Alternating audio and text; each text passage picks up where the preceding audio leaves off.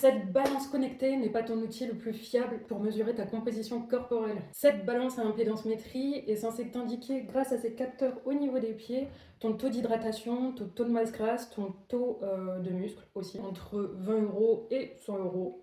Ça va fonctionner par courant électrique faible entre les deux capteurs, ce que je t'ai montré tout à l'heure.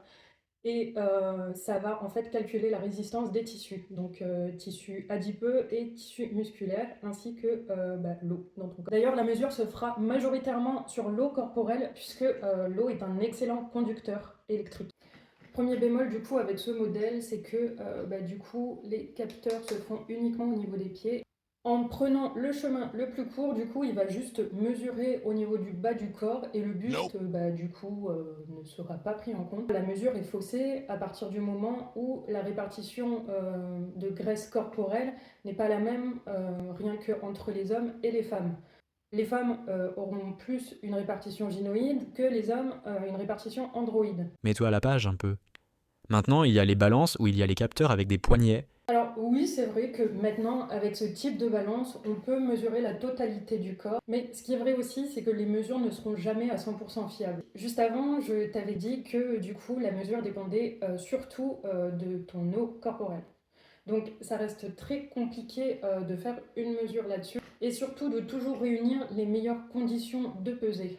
Ce qui se passe en fait, c'est que les mesures peuvent être très facilement faussées. Comme par exemple, tu peux être trop hydraté, trop déshydraté, tu viens de boire un verre, tu as fait une séance de la veille, transpire, tu as les mains ou les pieds froids, tu es porteur ou porteuse d'implants, donc tu as fait de la chirurgie esthétique. Il y a vraiment une multitude de facteurs qui vont faire que dans tous les cas, tu n'aurais pas une mesure fiable. Et on va pas se mentir, investir dans une balance connectée aussi onéreuse, surtout pour sortir des mesures moyennement fiables, ça se discute quand même. Je tiens quand même à faire un petit point là-dessus, même si c'est du coup un appareil avec un faible courant et peu invasif, on va quand même le contre-indiquer pour les personnes qui sont porteuses d'implants cardiaques, comme les pacemakers, les défibrillateurs automatiques implantés, ainsi que les femmes enceintes.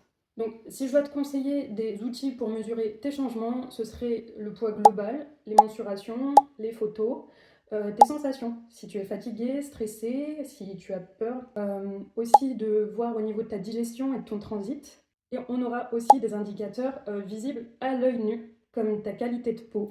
Si tu as aimé cette vidéo, n'hésite pas à t'abonner et donne-moi en commentaire le prochain sujet que tu souhaites que je traite.